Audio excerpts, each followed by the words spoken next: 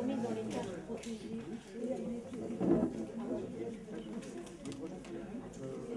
Mais alors,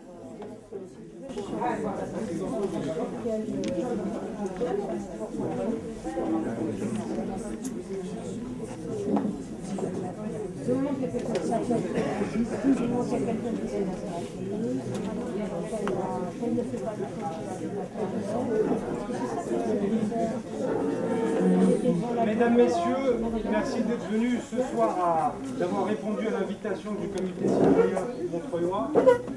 Je me présente pour ceux et celles qui ne me connaissent pas, Farouk Amri. Je milite au comité citoyen montreuillois, donc je travaille sur la question de l'aménagement et du transport. Donc je souhaiterais vous remercier d'être venus ce soir à cette initiative du CCM. Je profite aussi de remercier la MUTC qui nous a fait le plaisir de venir ce soir pour parler de la question des transports, qui est une question fondamentale, et je dirais même plus, qui est la colonne vertébrale à l'échelle régionale, mais aussi à l'échelle locale. Et je remercie le député de Montreuil, Jean-Pierre Brard, de nous avoir fait le plaisir de venir pour nous faire une expertise sur le budget alloué des transports, le budget alloué de l'État, qui est consacré au transport. Donc on a mis à disposition des personnes qui sont venues des pochettes. Alors vous avez une pochette du CCM et une pochette de la MUTC. À l'intérieur vous allez trouver plusieurs documents. Je laisserai la MUTC parler, faire l'exposé de la pochette. Donc pour le comité des citoyens montreuillois, nous avons mis à disposition, nous avons mis à votre disposition une carte qui parle du Grand Paris. Comme vous savez, le projet Grand Paris, un projet de l'État. Il y a aussi le projet de l'Arc Express, qui est le projet de la région. Donc depuis plusieurs mois, il y a eu un rapprochement commun des deux projets. Et aujourd'hui, l'initiative, c'est aussi de parler à travers ce projet Grand Paris Express, qu'est-ce que nous, Montreuil, on pourrait bénéficier des transports lourds, et notamment bénéficier aussi des prolongements de la ligne 9, 11, la ligne 1, et ça a été aussi une proposition du CCM, faire prolonger la ligne 3 jusqu'au Ruffin, qui descendrait jusqu'à Val-de-Fontenay. Donc voilà, ça c'est un peu les propositions que défend le CCM. Donc vous avez aussi à l'intérieur du dossier CCM, vous avez une carte concernant l'aménagement. Parce que l'aménagement au niveau national, c'est quelque chose d'important. À travers l'aménagement, on retrouve tout ce qui est transport, il y a aussi les services publics, il y a aussi l'histoire. Tout ça, c'est aussi des éléments qui sont très très importants. Avant de terminer, avant de laisser la parole à la MUTC, je voudrais vous livrer mon expérience sans parler, sans rentrer dans tout ce qui est technique. Donc voilà, moi je suis montreuillois, je suis arrivé ici à l'âge de 8-9 ans. Je souhaiterais ce soir vous livrer mon expérience, je pense que ça va parler à beaucoup d'entre vous. Donc en arrivant à Montreuil, j'ai fait mes études au collège Fabien. J'ai été aussi au lycée Condorcet, donc pour aller au lycée Condorcet de la rue des Roches à Mitié, il fallait prendre le 102 pour aller à Condorcet. Donc pour ceux et celles qui connaissent le 102, c'est vrai que jusqu'à aujourd'hui, ça fait 10 ans que j'ai quitté le lycée Condorcet. C'est infernal en termes, il n'y a pas assez de bus, le 102 c'est à 20h30, il n'y en a plus. Aujourd'hui j'habite au Ruffin. Pour les Ruffins, c'est pareil, par exemple, quand on veut sortir le soir avec des amis, c'est quelque chose qu'on rencontre fréquemment chez les jeunes. On a tendance à prendre la voiture pour aller boire un coup à Paris, parce que Paris parfois offre une attractivité qui correspond un peu aux jeunes, pour aller boire un coup, sortir, faire un bowling. Et la question des transports, elle est fondamentale, c'est une épine dorsale pour notre ville, parce que quand il y a les transports, il y a aussi une activité économique qui se développe autour. Vous avez des entreprises, donc c'est important aussi pour les jeunes, pour la recherche d'un emploi, parfois de travailler à proximité, à l'est parisien, ça peut être une opportunité. J'ai aussi une expérience quand je suis rentré dans la vie professionnelle, c'est qu'il m'est arrivé pendant 6-7 mois d'aller à Val-de-Fontenay pour prendre la RER A et d'aller jusqu'à la Défense. Pour travailler à la Défense, je vous rassure, c'était pas en tant que traiteur. Pendant 7-8 mois, j'ai eu l'occasion de travailler à la Défense. Donc, et ce que j'avais remarqué à ce moment-là, c'est que dans cette expérience que j'ai eue, en termes de transport, c'est que j'avais remarqué que j'allais travailler à l'ouest et je venais redormir à Montreuil. Enfin voilà, Montreuil c'était un peu, c'était un peu la ville dortoir. Donc je venais dormir, puis le lendemain je passais ma journée au boulot à la Défense, à l'ouest parisien. Et c'est pour ça que j'insisterai sur la question des transports, qui est vraiment une colonne vertébrale, c'est qu'il faut aussi parler de rééquilibrage. Parce que quand on parle de rééquilibrage, ça serait bien aussi qu'à un moment donné à l'ouest, ils aient aussi un peu de logement, qu'ils aient aussi, qu'on ait aussi un peu plus d'activités de transport pour essayer d'équilibrer. Parce que quand on regarde sur l'ensemble des régions en France, vous avez des régions où il n'y a pas beaucoup de transport, pas beaucoup d'activités, vous avez des régions qui sont très pauvres, d'autres qui sont plus riches. Donc c'est pour ça, je pense qu'il faut essayer de rééquilibrer tout ça sur un plan national, et notamment aussi sur le plan régional dans notre ville. Donc j'ai préféré vous parler vraiment de mes expériences que j'ai connues en tant qu'habitant, en tant qu'enfant de Montreuil, parce que ça vous parle, c'est plus simple je trouve, que de rentrer dans des détails qui sont plus techniques. Alors il y a aussi une autre question, c'est, on le voit beaucoup en revenir dans les débats, c'est la question de la mobilité réduite, c'est-à-dire à un moment donné, des fois on voit dans les transports des gens qui sont parfois qui ont un handicap, on voit parfois des mamans qui sont avec des poussettes.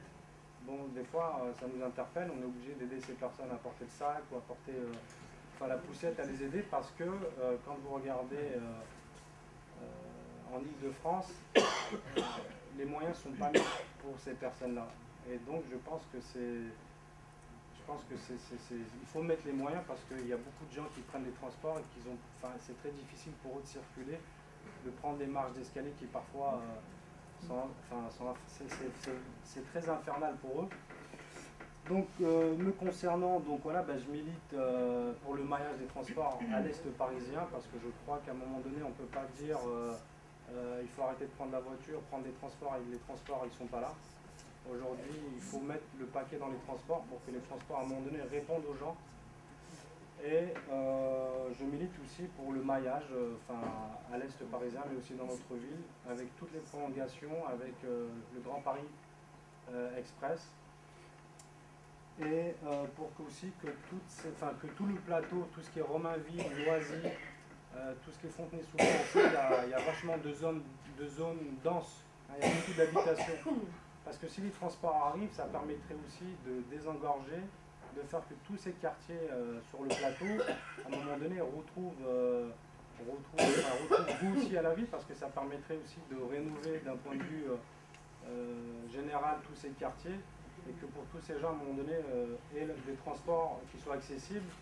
Et je voudrais terminer juste par une dernière expérience que j'ai eue il y a 2 jours.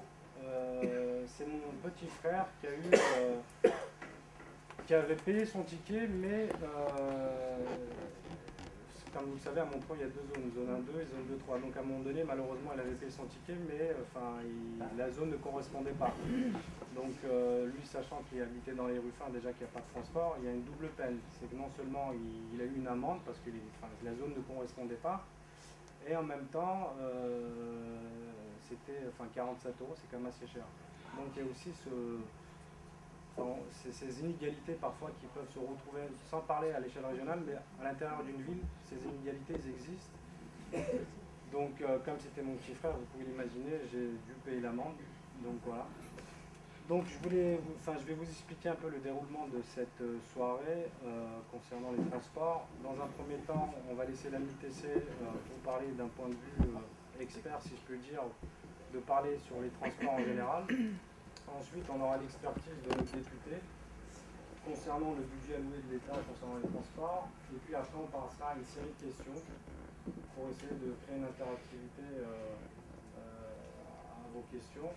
Et puis j'ai demandé à Nordine, qui est dans la salle, d'essayer aussi de relever toutes les questions, toutes les interrogations, parce que je pense qu'il y a parmi ce que j'ai pu citer, il y a aussi des choses que j'ai peut-être oublié de dire. Donc ça serait intéressant aussi que vous relevez aussi, vous posez vos questions, vos inquiétudes, que vous vivez dans votre quartier ou à l'échelle plus grande.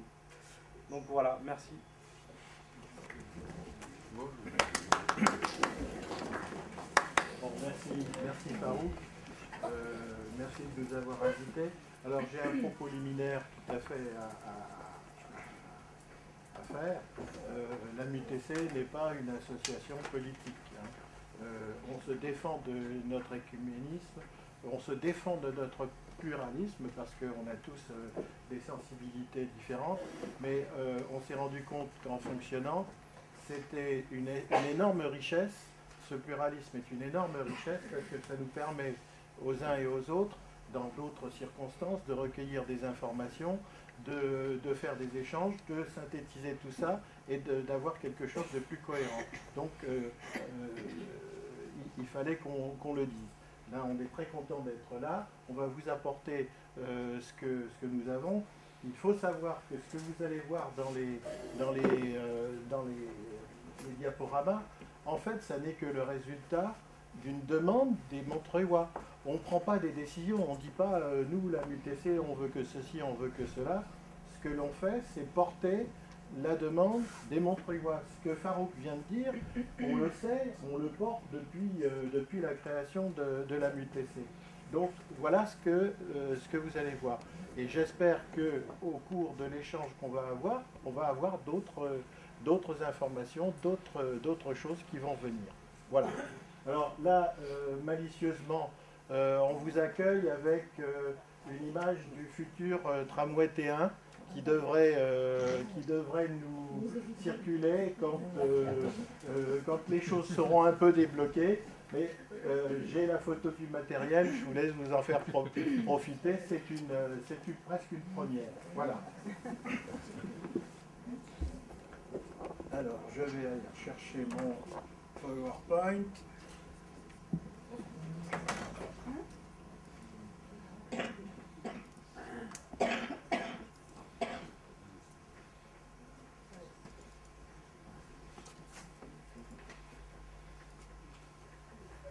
Donc voici. Alors quoi, il est resté. Asseyez-vous là, vous pouvez vous asseoir sur la table éventuellement. Sur les pieds, parce qu'au milieu, c'est. Donc voilà, la première page, c'est un petit peu ce que je viens de vous dire. Hein, une association qui s'est créée autour des remontées que nous avions dans les conseils de quartier.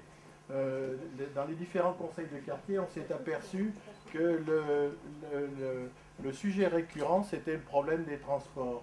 Donc on a commencé à une époque, on a commencé à réunir les gens qui s'inquiétaient des transports dans les conseils de quartier et on a fait un collectif. Et puis en travaillant, en avançant un petit peu, on s'est aperçu qu'un collectif, c'était pas suffisant, c'était pas suffisamment crédible pour pouvoir accéder à des informations et pouvoir peser en tant que personne morale vis-à-vis de gens comme la RATP, la SNCF, le conseil régional, le STIF, j'en ai oublié, le conseil général également. Donc nous avons décidé de créer une association sans but lucratif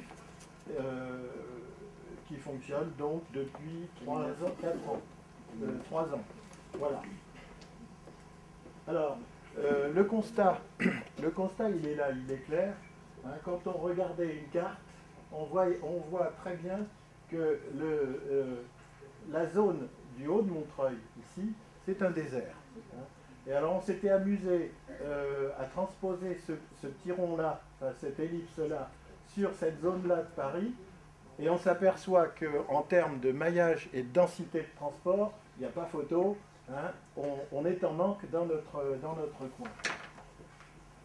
Donc, au fur et à mesure de nos rencontres avec les gens de Montreuil, on a pu définir un certain nombre d'axes de manque de transport. Donc, cette carte-là est un petit peu ancienne puisqu'elle date du début de la MUTC, mais vous voyez déjà quand même que la ligne 9 apparaissait comme nécessaire. La ligne 11, bon, on en parlait déjà, elle était elle n'était pas encore dans le tunnel, maintenant elle est dans le tunnel. Hein. Le tramway, oui, il est là. Oui, voilà, le tramway. Le tramway aussi, donc, qui est très attendu. Et puis on voyait apparaître aussi des liaisons avec la ligne 1 vers Val-de-Fontenay. Donc la dernière mouture de cette carte de réflexion, je dis bien, c'est une réflexion. Hein. On voit apparaître des choses un petit peu plus précises. Hein, je reprends on voit des choses, apparaître des choses un petit peu plus précises. On voit là, au moment où on était en discussion, on cherchait à faire venir l'Arc Express sur la zone de Montreuil parce que ça nous paraissait tout à fait opportun. Hein. On voyait donc l'importance du pôle Val de Fontenay, l'importance du pôle Loisy également. Hein. On voit ici, bien sûr, la place Carnot, Montreuil, la mairie, et aussi paradoxal que ça paraisse, Montreuil, c'est pas un pôle vraiment d'échange. On a bien sûr le métro, on a les bus, mais dans les schémas de déplacement, elle est isolée. Ce qui justifie tout à fait notre engagement pour faire prolonger la ligne 9 et lui faire rencontrer la 11.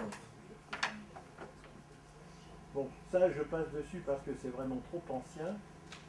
Alors voilà un autre point d'accrochage lié un petit peu à tout ça. Donc le futur tramway T1 va donc passer sur la A186. Il était question à une époque de faire de cette A186 une avenue urbaine, mais on s'est aperçu à travers les plans qu'on coupait complètement l'accès à l'autoroute, hein, et tout ce quartier de Montreuil là-haut va se retrouver, alors attendez, je reprends, va se retrouver complètement isolé, hein, avec plus aucun accès, ou alors un parcours très compliqué, hein, pour retrouver, je reviens en arrière, pour retrouver donc ce circuit-là qui est complètement idiot. Donc là, voilà, c'est pas à proprement parler un problème de transport, mais c'est un problème qui nous est apparu au cours des discussions. Là, voilà des plans qui ont circulé à une époque. Ça, c'était tout à fait cohérent, c'était tout à fait acceptable. Hein. Bon, il est évident que tout ce territoire-là, c'est sur Romainville, et que la ville de Romainville est très intéressée par ces terrains pour faire de l'immobilier et des équipements. Donc, on revient sur les discussions qui avaient lieu à propos du Grand Paris. Là, on en était encore au plan de M. Blanc, de Christian Blanc, et on voyait aussi donc apparaître à travers nos discussions, non pas seulement Montreuilloise, mais également avec d'autres associations sur Fontenay et sur Vincennes. Comme quoi, il était absolument nécessaire d'avoir une liaison avec ce pôle de Val de Fontenay, Bobigny, Pleyel. Cet arc express était absolument nécessaire. Alors que là, on ne parlait encore que du Grand Paris Express. René, tu peux parler un peu plus fort, ils entendent pas. On parlait du Grand Paris Express. Donc voilà aujourd'hui le plan qui se dessine entre le Grand Paris Express et ce qui s'appellerait encore pour nous, dans notre esprit, l'Arc Express. Alors il faut dire aussi qu'il y avait, vous le savez, dans les discussions, dans la concertation, il y avait deux projets concurrents. Le Grand Paris Express, le projet du Grand Paris, donc le métro en grande périphérie, passant pour notre territoire, passant plutôt sur Clichy et Montfermeil, hein, et puis l'Arc Express, c'est-à-dire un arc sud qui reprenait le trajet que l'association Orbival dans le Val-de-Marne soutenait, hein, et puis une autre partie qui était sur la Défense, Saint-Denis-La Défense, hein, Nanterre exactement. Et puis l'Arc Express, ça n'était que ça. Au fur et à mesure des discussions dans le débat public, la région s'est quand même rendu compte qu'il fallait à tout prix boucler l'Arc Express à l'est et le boucler aussi à l'ouest. Voilà. On en est arrivé à la fusion des deux projets. Oui, fusion. Hein. En tout état de cause, on se retrouve maintenant avec effectivement une branche Est bien structurée. Elle ne nous satisfait pas en tant que Montreuillois, c'est clair, mais elle a le mérite d'exister. Elle a le démérite d'avoir été pondue par le Conseil général de Seine-Saint-Denis avec une concertation tout à fait confidentielle, et si bien qu'on se retrouve avec un axe qui ne passe pas par Montreuil. Alors, elle s'appelle aujourd'hui la ligne orange, vous allez la voir, donc elle partirait aujourd'hui de Pleyel, Saint-Denis-Pleyel, pour atteindre Noisy-Champs, mais aussi avec une branche qui passerait par Val-de-Fontenay, avec une correspondance où se rejoindre à Rony-sous-Bois. C'est factuel, hein. Donc voilà ce que nous appelons la citrouille, parce que c'est pas un carrosse encore, hein, mais c'est vrai qu'il y a une vague forme de citrouille avec la queue de la citrouille. Bon, voilà. Voilà les choses, rapidement. Voilà donc cette fameuse ligne orange qui, dans un premier temps, actuellement, dans les documents qui sont débattus, signés quand même, actés entre la région et la Société du Grand Paris, s'arrêterait pour le moment à Pleyel, hein, et dans le futur, à l'horizon 2025, continuerait vers Nanterre. Hein. Mais nous avons quand même cette partie-là qui nous intéresse quand même parce qu'on retrouve le pôle de Val-de-Fontenay desservi. Alors qu'il y a eu, à un moment donné, une étude, enfin un projet, qui faisait remonter effectivement l'Arc Express ou le Grand Paris jusqu'à Val-de-Fontenay, et puis là, plus rien jusqu'à Rony, qui était complètement idiot, vous en conviendrez. Voilà. Donc là, on revient sur ce que Farouk vous a défini, hein, que dans Montreuil, il y a la double peine, hein, on est mal desservi et on paye des transports beaucoup plus chers. Donc, si je peux me permettre, on parle de la 11 tout de suite ou on en parlera plus tard? Alors.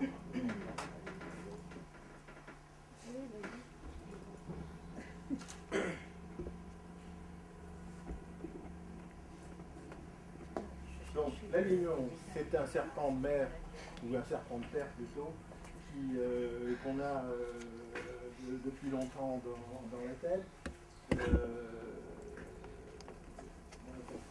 Ça fait 28 ans que je suis à Montreuil, j'ai toujours entendu parler du métro à Montreuil.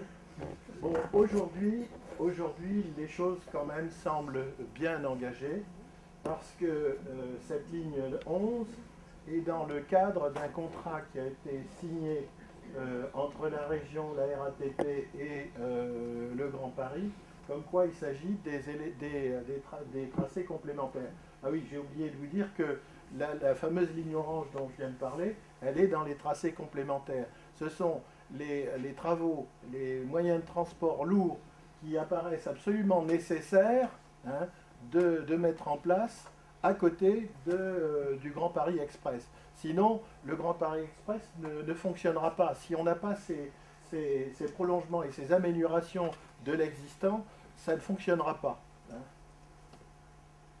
Et ça, c'est la MUTC qui vous le dit parce qu'on l'a entendu, on l'a constaté, mais également en travaillant avec les gens de la RATP, à la direction du développement de la RATP, ils nous le disent, hein, mais ce sont des techniciens de la RATP, ils n'ont pas toujours le pouvoir de faire passer le message. Mais c'est dit, c'est quand même acté. Donc voilà, cette ligne 11, elle partirait donc de Châtelet, hein, n'oublions pas qu'elle part de Châtelet, hein, passe au Lilas, à la mairie des Lilas, et elle continue sur un tracé Liberté. Actuellement, c'est le dépôt de la ligne, la place Carnot, l'hôpital intercommunal de Montreuil, la Boissière, une station aérienne au long d'Omus, au-dessus de la zone d'Omus, et elle arrive ici à Rony-sous-Bois. Alors, une des grandes victoires d'associations comme la nôtre, ça a été dans le débat public sur cette ligne 11, de faire acté de faire comprendre aux gens qu'il fallait réaliser cette ligne d'un seul morceau. Parce qu'on a eu, pendant toute une période, on a eu un projet qui s'arrêtait à l'hôpital de Montreuil, hein, ce qui était complètement idiot, d'autant plus idiot que ça obligeait, comme on reprenait l'espace de la station Liberté qui est actuellement un dépôt, il fallait faire un dépôt intermédiaire, hein, entre la place Carnot et l'hôpital, hein, en attendant le futur prolongement. Alors, si c'est pas foutre de l'argent en l'air, hein, entre nous, qu'est-ce que c'est? Donc là, dans les discussions, on a réussi à obtenir, on n'était pas les seuls, ça s'est passé dans le cadre du débat public, on a quand même réussi tous à faire comprendre qu'il fallait faire cette ligne en un seul morceau, en une seule phase. Donc voilà, alors il faut savoir qu'à une époque, il y avait deux tracés, à partir de l'hôpital de Montreuil, il y avait deux tracés qui étaient en concurrence. Un tracé dit numéro 1 qui descendait de la Boissière et qui arrivait à Rosny-sous-Bois par le sud, et un autre tracé qui arrivait, qui tournait sous la colline de la Boissière, hein, et qui dessert le Londeau et qui arrive à Rosny-sous-Bois par le nord. C'est finalement ce tracé-là qui a été acté, hein, qui est dans les projets. Vous y voyez donc le dépôt. Alors là, cette fois-ci, on va faire le dépôt définitivement, et là, on a bien la place pour faire un dépôt de métro tout à fait cohérent.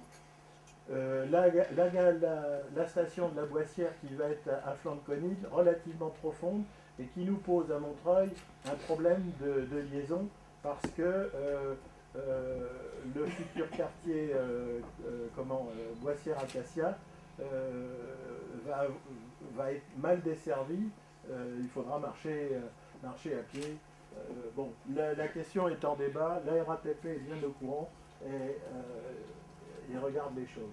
Voilà la station Londeau, qui sera une station aérienne sur un viaduc.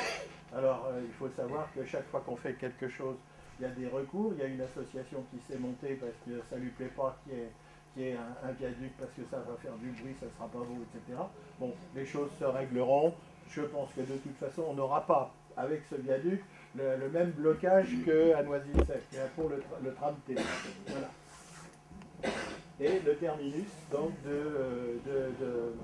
du métro sous le parking du Bois-Perrier. Alors, il faut savoir qu'aujourd'hui, c'est extraordinaire, on est dans les temps. Hein, actuellement, on est en 2011-2012, la constitution du dossier d'enquête publique. Nous avons pu participer avec le STIF, hein, avec le STIF et le conseil financier. Donc nous avons participé à des réunions, et le dossier d'enquête publique sera bien ficelé pour la fin de cette année. Vous serez, alors je vous recommande cette chose, c'est quand vous entendrez parler d'enquête publique, je vous en prie, allez consulter le dossier et remplissez le cahier. Le commissaire enquêteur vous montre tous les plans, vous montre tout ce qu'il y a. Le commissaire enquêteur vous donne un cahier, et remplissez le cahier de vos observations. Sinon, l'enquête publique ne sert à rien. Hein. Il y aura une décision de quelques-uns, de quelques techniciens. Je vais employer le mot de technocrate, mais il ne me plaît pas. Mais ça sera une décision technique, et la population n'aura plus rien à dire. Hein. Donc, allez-y, c'est fait pour ça. Voilà. Et alors, ça c'est une dernière information. Pendant un bout de temps, cette ligne 11, vous savez que de Châtelet au Lilas, elle est sur pneu. Ça a été même la première ligne de métro sur pneu à Paris. Compte tenu des problèmes économiques, écologiques, d'économie d'énergie, il était question de prolonger cette ligne par un métro sur rail, parce qu'aujourd'hui, ce que à l'époque le pneu apportait au point de vue accélération, silence, etc., maintenant on fait aussi bien avec des roues fer sur des rails acier. Donc il y a eu une discussion, et on peut vous le dire, il y a un mois. C'est quoi, c'est avec nous, c'est pas encore. Vous allez essayer. C'est quand même, ils nous ont dit que le coût de transformation de la ligne actuelle en ligne fer serait trop élevé pour être rentabilisé sur 15 ou 20 ans de la nouvelle ligne. Le gain qui serait apporté au point de vue économie d'énergie, de consommation, etc., le temps de retour serait de l'investissement serait trop long. Voilà. Je vous propose qu'on passe à la deuxième phase. Jean-Pierre, le député va prendre la parole pour faire une expertise sur le budget alloué des transports concernant l'État. Je voulais juste rebondir sur ce qu'a dit la MUTC. Comme vous le voyez, l'importance des transports, je me permets, je vous invite vraiment à adhérer à la MUTC. D'ailleurs, il faut que je renouvelle ma cotisation. Ben, on est venu quand même. Hein. Pourquoi je dis ça? Parce que moi, je pense que rien n'est acquis, rien encore est tranché. Et je pense réellement que Montreuil a l'espace, le territoire pour faire que notre ville bénéficie à la fois du Grand Paris Express et à la fois des prolongations de métro.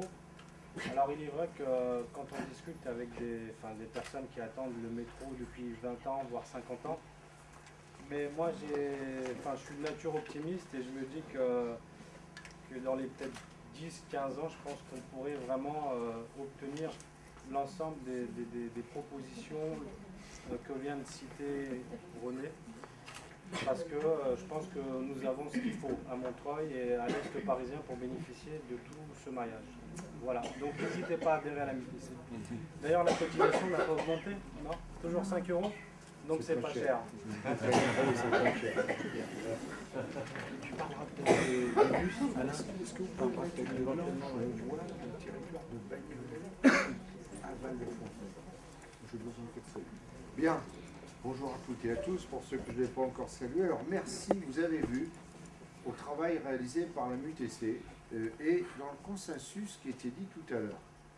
Moi, je ne vous dirai pas qui a quelles opinions politiques, mais je les connais, je peux vous dire que la MUTC, c'est comme la Samaritaine avant la fermeture. Vous y trouvez tout. Hein. Et vraiment, la MUTC a fait un travail tout à fait remarquable, ne tenant compte que de l'intérêt collectif. Et ça, c'est extrêmement important.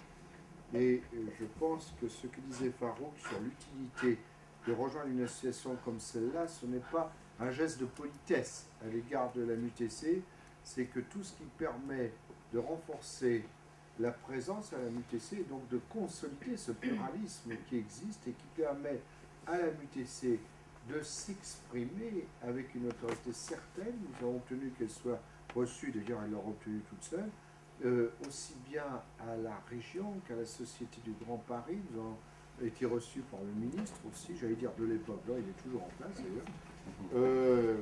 Et donc c'est très important. Alors moi je vais faire léger sur les finances et je vais vous dire pourquoi. En gros, le projet globalement c'est un peu plus de 32 milliards d'euros. Compte tenu du calendrier, aussi bizarre que ça puisse vous paraître, ça n'a pas de sens et ça n'a pas d'intérêt de parler argent. Ce qui compte, c'est que les décisions ont été prises, qu'après des confrontations un peu rudes entre la région et le gouvernement, on ait trouvé un modus vivendi qui, globalement, améliorera le réseau de transport en Île-de-France. On peut discuter sur les objectifs du Grand Paris. Et là-dessus, je ne suis pas sûr qu'il y aurait consensus. Mais à un moment donné, les décisions sont prises et donc il faut essayer de s'accommoder de ces décisions, même si en termes d'aménagement du territoire, certainement qu'on peut faire beaucoup mieux. Moi, ce que je conteste, et je resterai là sur la contestation, c'est qu'on mette au point de moyens de transport rapides pour desservir, en fin de compte, les pôles d'affaires essentiels, au lieu de rapprocher massivement l'habitat des lieux de travail. Bon, mais je ferme la parenthèse parce que sur ce sujet-là, on pourrait y passer plusieurs jours. À mon avis, c'est un sujet important. Donc la question, on la retrouvera dans le futur c'est certain, hein, parce qu'on ne peut pas faire l'impasse dessus.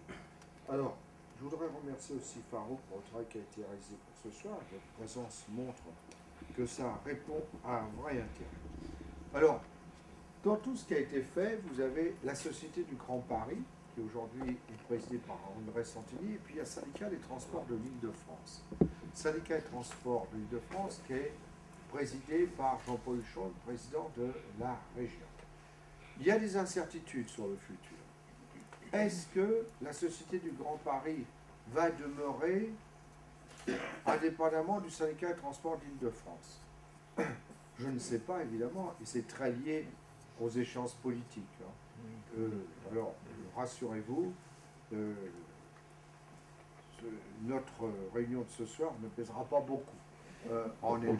Ah, ça, c'est clair, ce n'est pas l'objet.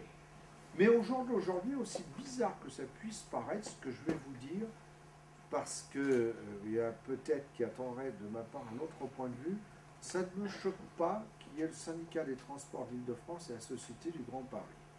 Parce qu'il faut bien reconnaître que le syndicat des transports d'Île-de-France a été un peu mou jusqu'à présent. Il n'y a pas de doute. Et que la Société du Grand Paris a donné une vraie impulsion.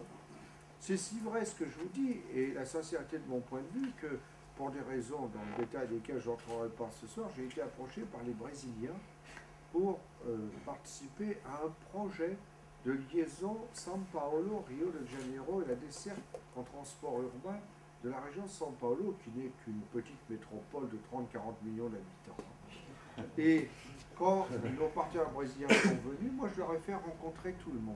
Et les Brésiliens aujourd'hui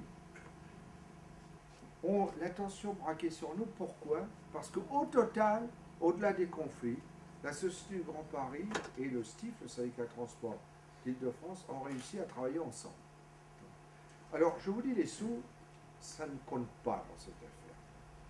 Un, parce que ce sont des sommes très importantes. Une première partie est financée. Mais deux, si nous avions des responsables politiques qui aient une vision, je trouve qu'il y a des solutions très simples, très très simples. Moi j'en ai une que j'ai déjà proposée, c'est un livret de caisse d'épargne ouvert aux franciliens pour collecter l'argent des franciliens en donnant un taux de rémunération. C'est une sorte de livret A bis. Le livret A, vous savez, normalement c'est réservé au financement du logement. Et là, moi je propose un livret A Île-de-France réservé au financement des transports, où on servirait un intérêt par exemple de 1%, entre 1 et 2% au-dessus de l'inflation. Et je suis sûr que si on disait aux habitants de l'Île-de-France, voilà, mettez vos économies là, ça vous rapportera tant, et ça servira à cela, défiscalisé évidemment, comme le livret A, il n'y a aucun problème de financement, c'est une question de vision et de volonté politique, et il faut arrêter de faire de l'épicerie comme s'il n'y avait que la bourse et le CAC 40 qui comptaient, hein, c'est clair. Donc ça, c'est pas difficile, et c'est le résultat de choix politiques qu'il faut faire le moment venu. Alors, il vous a été expliqué très clairement tout à l'heure, la branche Est ne nous convient pas, c'est clair. Et ça tient aux choix qui ont été faits, il faut dire les choses, il faut appeler un chat, hein, par la direction du Conseil général. Et si vous avez regardé, la branche Est, elle passe par où en particulier? Bobigny, Bondy, Noisy-le-Grand. Ce n'est pas un projet de territoire, c'est un syndicat d'intérêt pour satisfaire les copains. Je le dis comme c'est. Je le dis comme c'est. Et bon, moi, je connais le nom des copains. Et, bah oui, il faut parler clair aussi. Et ce sont des faits. Hein. C'est Claude Barthelin, le président du Conseil général, le maire de l'époque de Bondy, Gilbert Roger, et le député-maire de Noisy-le-Grand, Michel Pajon, parce qu'il y avait des affaires de désignation de candidats socialistes à l'époque, et qu'il fallait essayer de mettre tout le monde d'accord et de mettre tout ça dans le même sac.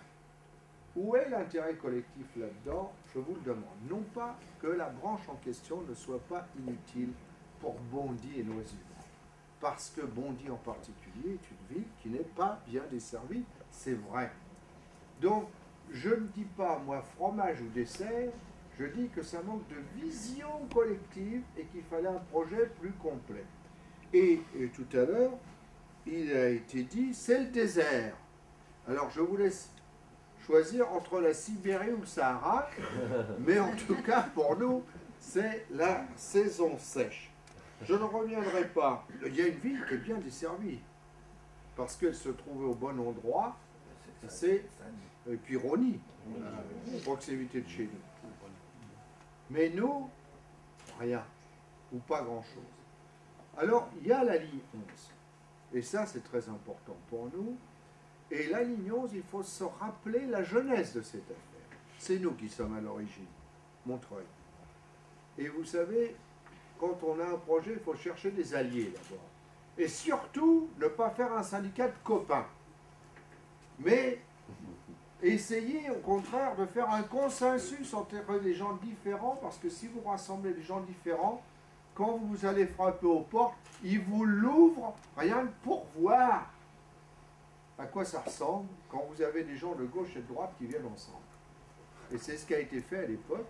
Et il faut souligner le rôle qu'a joué le maire des Lilas, Daniel Guiraud, qui, quand je l'avais sollicité, c'est moi qui ai proposé qu'il soit candidat, qu'il soit président de l'association des communes à l'époque, parce qu'il y avait des raisons qu'il le soit. C'est qu'il est le maire des Lilas. Et que c'était bien de partager les responsabilités, ce qui a été fait, surtout que, pour les raisons que vous savez, Montreuil était en conflit avec Noisy-le-Sec, puisque Noisy-le-Sec empêchait le passage du métro de terre.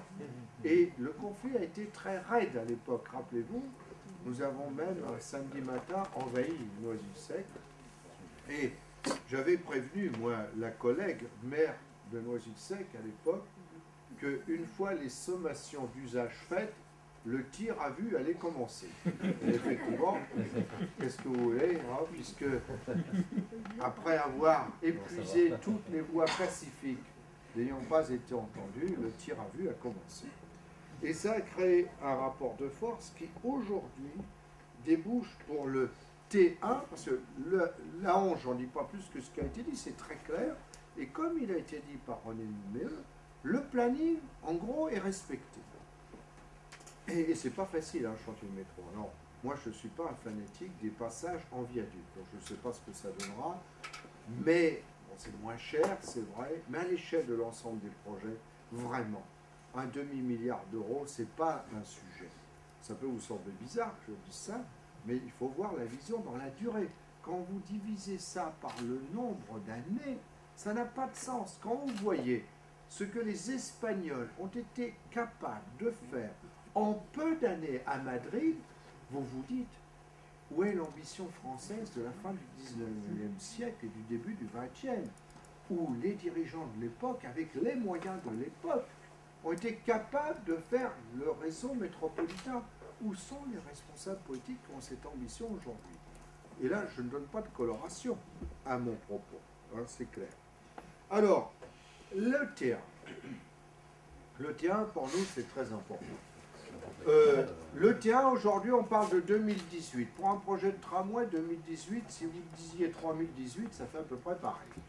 Ça veut dire que nous n'avons pas de certitude. Et nous continuons de bloquer sur Noisy-le-Sec. Alors, moi, mon point de vue est le suivant. Nous nous sommes heurtés rudement à Noisy-le-Sec.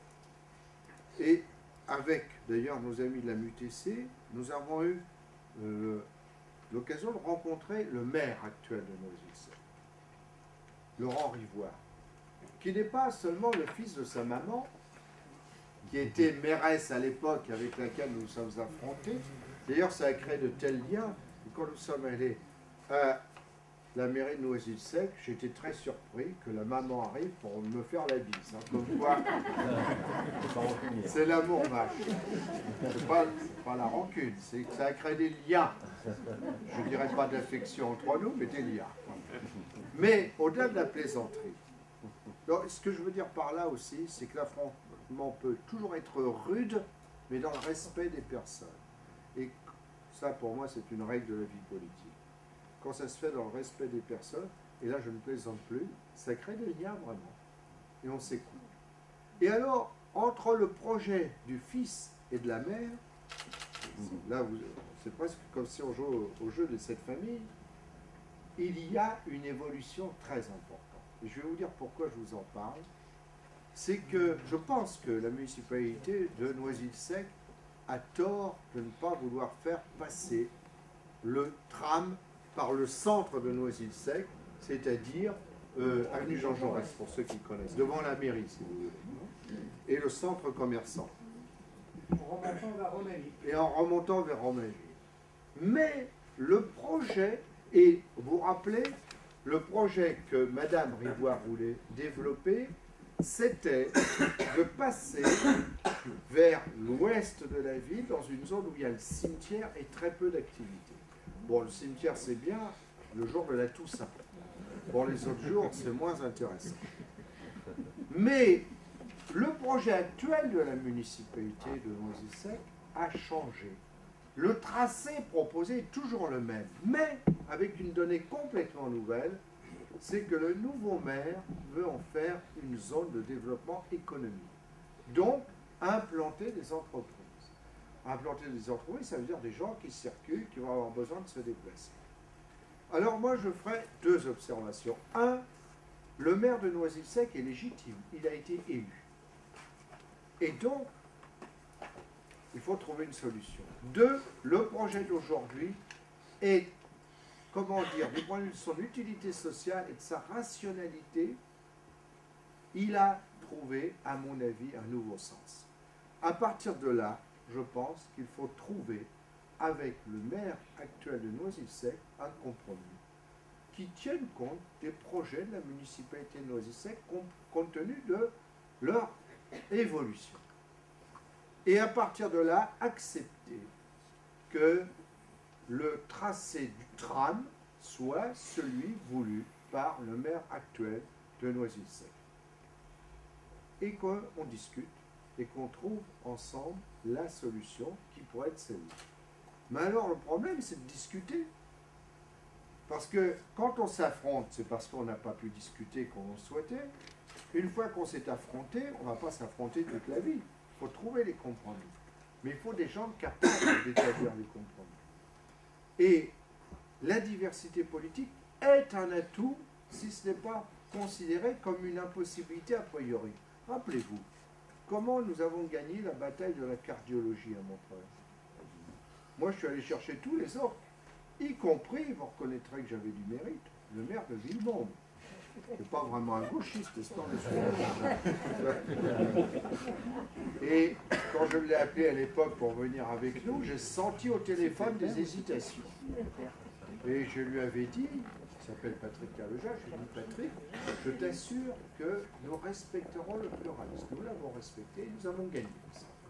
Si nous voulons gagner pour le tram, il faut mettre tout le monde au de la table. Le problème, c'est qu'en ce moment, les intéressés ne se parlent pas. Et là, il y a un problème. Et moi, je crains que si on ne prend pas l'initiative d'une manière ou d'une autre, ça va non seulement bloquer, mais vous savez, je dis que les sommes n'étaient pas un problème, à condition qu'il y ait une volonté politique. S'il n'y a pas de volonté politique, vous avez toujours des gens qui sont avec leur rabot pour faire des économies dans les coins. Et là, le T1 risque d'être une victime collatérale, surtout qu'avec l'axe Bobigny, Bondy, Neuilly ensuite, il y a une sorte, pas vraiment de doublement du tram, mais qui hypothèque l'utilité du tram T1. Et donc, il y a un risque véritable que le T1 soit une victime collatérale du tracé qui a été retenu par le Conseil général. Alors, la 11, c'est acquis. Le T1 en danger s'il n'y a pas d'initiative politique de recherche de consensus. Et bizarrement, même si je suis rude dans la confrontation politique, on nous reconnaît à nous une capacité d'accorder les bornes opposées. Parce qu'il y a l'intérêt général. C'est aussi simple que ça. Et à partir de là, ce qui est bon pour Montreuil peut être bon pour Noisy si on trouve nos terrains d'accord. La 9. La 9, c'est très important. Et sur la 9, comme sur la 11, je vais y revenir, c'est la morne plaine, c'est le calme des cimetières. Il n'y a aucune initiative. Or, l'expérience, vous êtes des Montreuillois, je ne peux pas vous l'apprendre, c'est que les cailles qui tombent du ciel rôties, ça n'existe pas. Il faut aller à la chasse. Et pour ça, il faut faire des actions. Il faut faire les démarches officielles, ça il faut les faire évidemment. Moi j'ai même proposé à Madame Voynet, pour ne pas la nommer, de faire des démarches en commun. J'ai été éconduit. Je continuerai de renouveler les propositions. Parce que évidemment, c'est sans plaisir et affection particulière que je propose ces démarches. Mais est-ce que c'est nécessaire ou pas? C'est la seule question.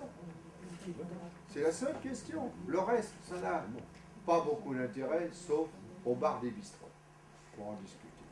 Donc, je pense qu'il faut continuer. Et s'il n'y a pas d'initiative, il faut que nous les prenions ensemble. Chacun à sa manière. On peut les faire converger. Par exemple, c'est l'affaire de la MUTC.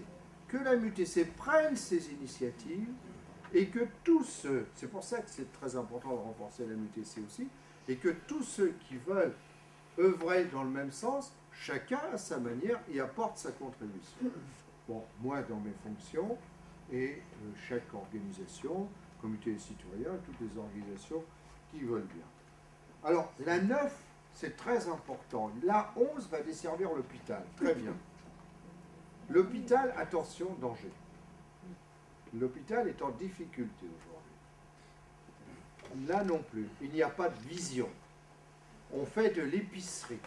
On réduit telle activité parce qu'il y a des difficultés financières au lieu de se battre pour élargir le champ d'activité de l'hôpital et en fin de compte rentabiliser le plateau technique en multipliant le nombre d'actes grâce au plateau technique qui existe. Il y a des projets à avoir. Et je vais fermer la parenthèse sur l'hôpital. Vous avez entendu parler de la maternité des Lilas. Ils ont mené une bataille magnifique. Ils ont pris la décision de principe de reconstruction. Mais c'est bizarre, ça s'enlise déjà dans les sables.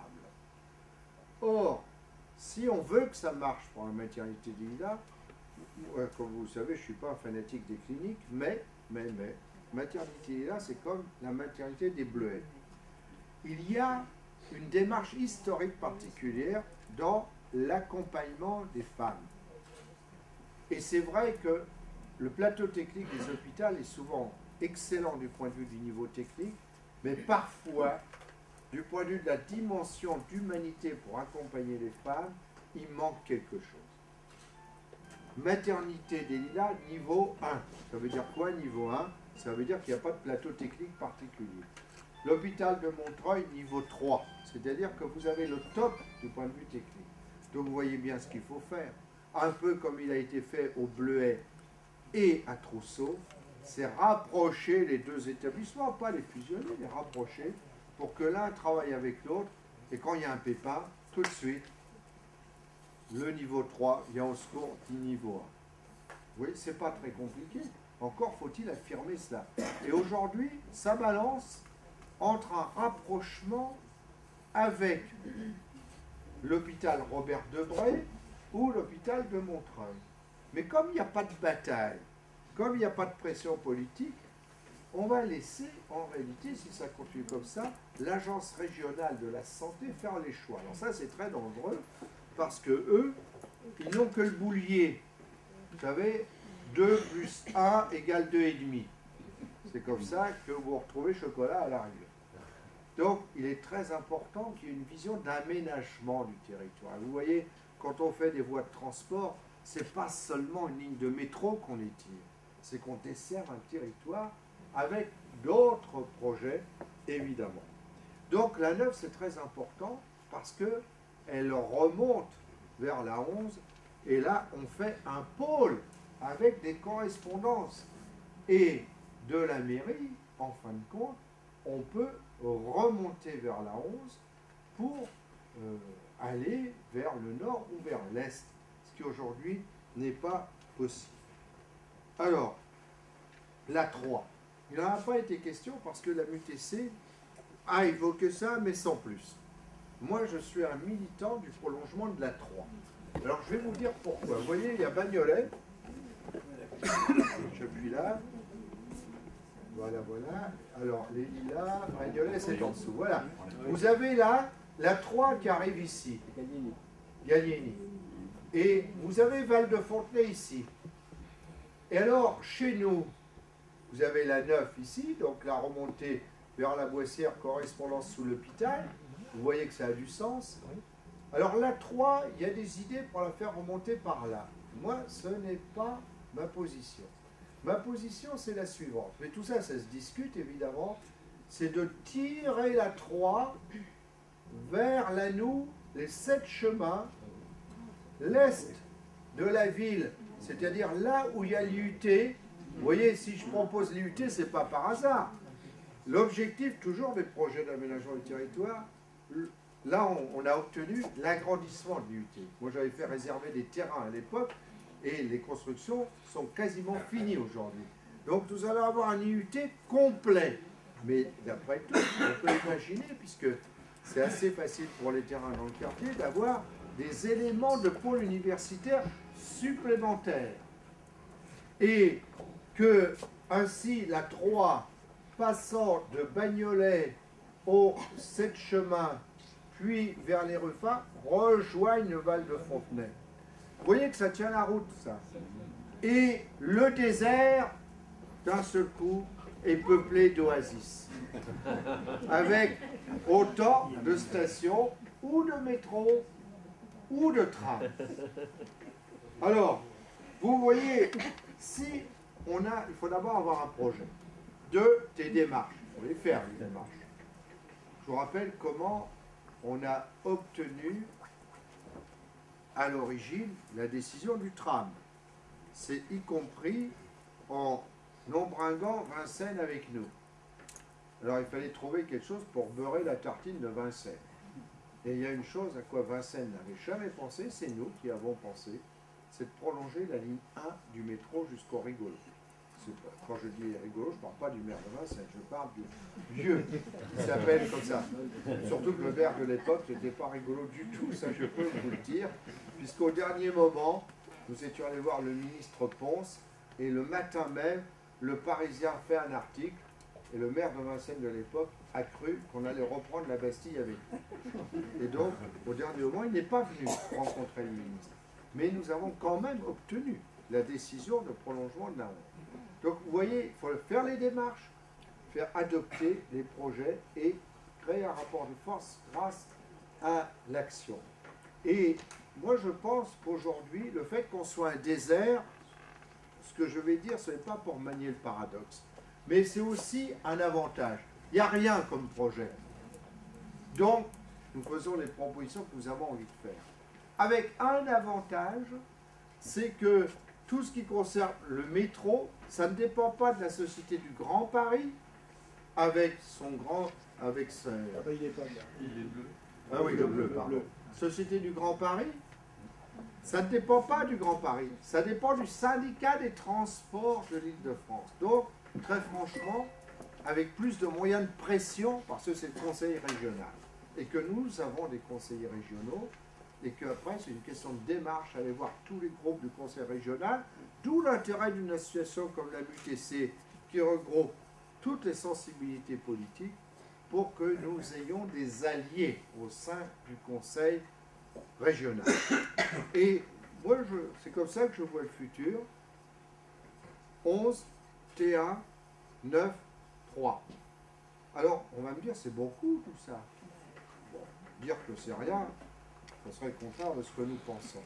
Mais vous voyez que si on faisait ça, on donne du sens à la 9 qui ainsi se trouve raccrochée à une correspondance.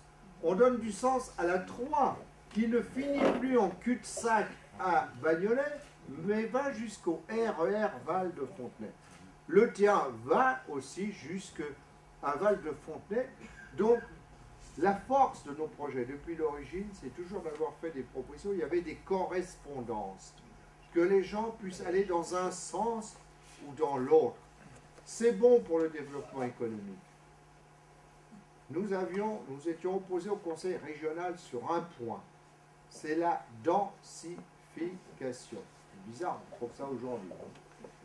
Moi, j'ai toujours été opposé, mordicus, à la densification au sens où on voulait tout bétonner.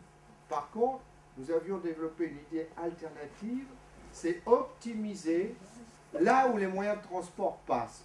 C'est normal que quand vous avez la 11 qui passe, le long de la 11, vous construisiez du logement et des activités, puisque ça va être bien desservi. Sinon, il n'y a pas de raison que la collectivité régionale investisse beaucoup d'argent si c'est seulement pour aller rendre visite aux petits oiseaux des murs à pêche.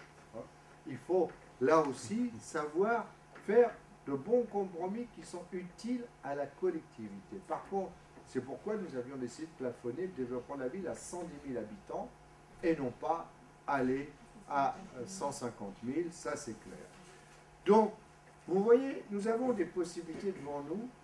Ça tient maintenant pour l'avenir à notre capacité, 1, à établir un projet, 2, faire des démarches, 3, trouver des alliés, 4, établir un rapport de force grâce à l'engagement de la population. Nous avons la capacité de faire ça, le passé l'a prouvé. Il ne faut exclure aucun allié. Je vous ai dit, j'ai fait des propositions d'action commune à Mme Bonnet. Elle les a éconduites pour l'instant, mais il faut continuer à les faire. Vous savez, moi, je suis prêt à me marier à n'importe quel diable ou diablesse du moment que ça nous permet de nous rapprocher de l'objectif. Bon, quand vous avez des relations avec le diable, ne jamais oublier qu'il faut avoir une cuillère avec un long manche pour ne pas être contaminé quand même. Du renseignement. Mais c'est très bien. Ça veut dire que nous faisons quelque chose d'intéressant. Non, vous ne retournez pas tous. C'est très bien comme ça. Vous savez, si nous suscitons de l'intérêt comme ça, c'est qu'on a des choses à dire. On ne s'intéresse pas aux gens qui n'ont rien dans la cervelle et qui n'ont rien à dire.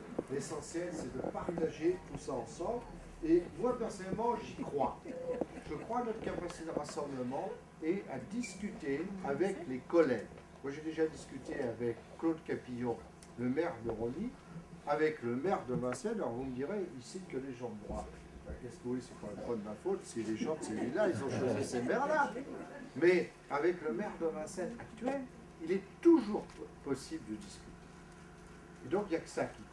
Et avec le maire de Noisy-le-Sec actuel, il est aussi possible de discuter. Je ne vois pas au nom de quoi on refuserait de discuter dès lors que ça permet de construire une démarche commune.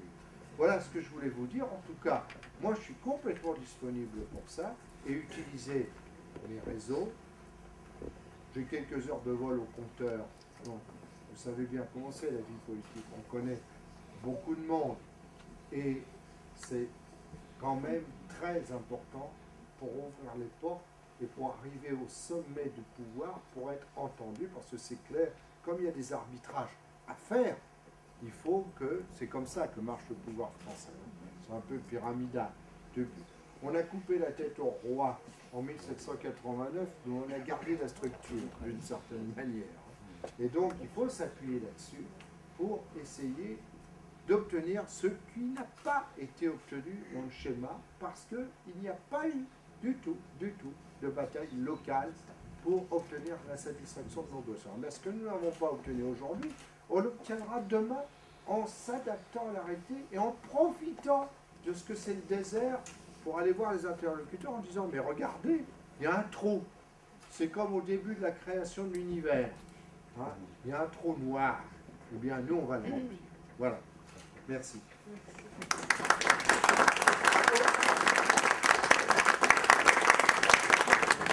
Alors, je vous propose qu'on passe à une série de questions. Ce que je vous propose, c'est que je note on prend 4. Alors, je vous propose qu'on prenne une série de questions. On va en prendre 4-5 et puis on va essayer d'y répondre. Et puis, On passe aux suivantes. Donc, oui, madame.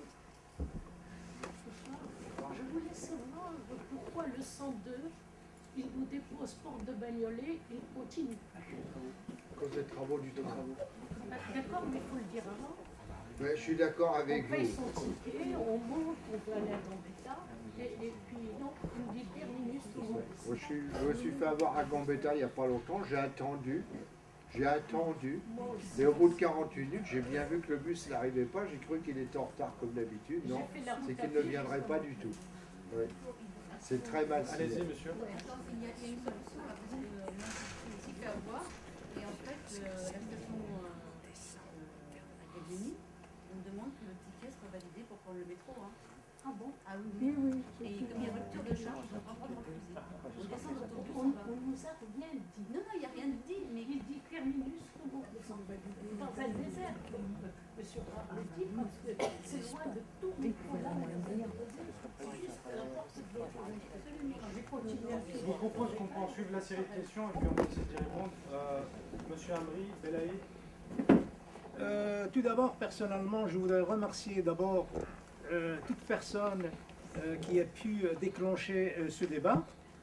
En remerciant surtout l'association Amitech ou AMTC, parce que c'est quand même une association qui est en train d'aider et de réveiller les usagers que nous sommes.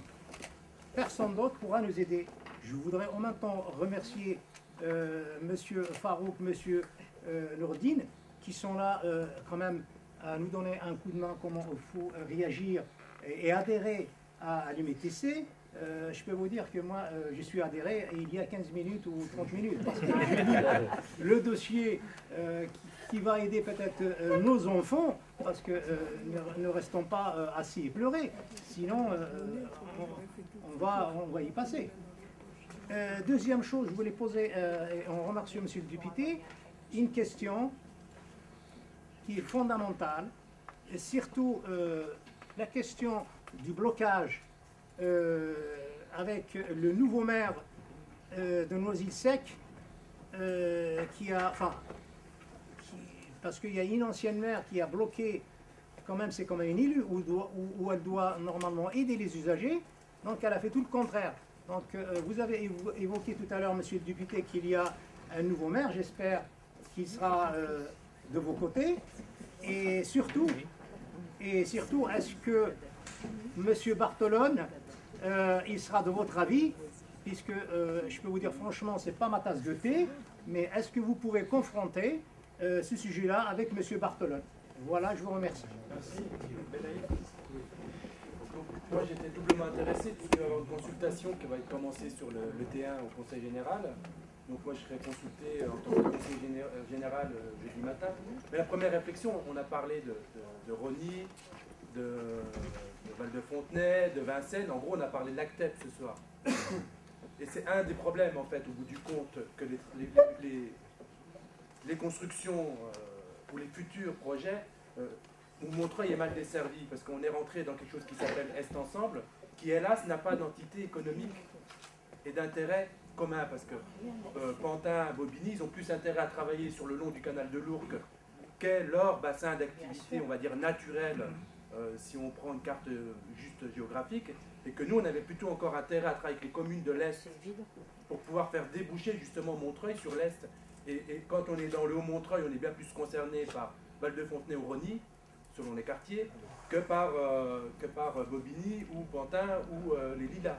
Donc c'est bien là la difficulté. Donc c'est là où on doit réussir à recréer un lien, parce ça a été un peu brutal notre sortie de l'ACTEP.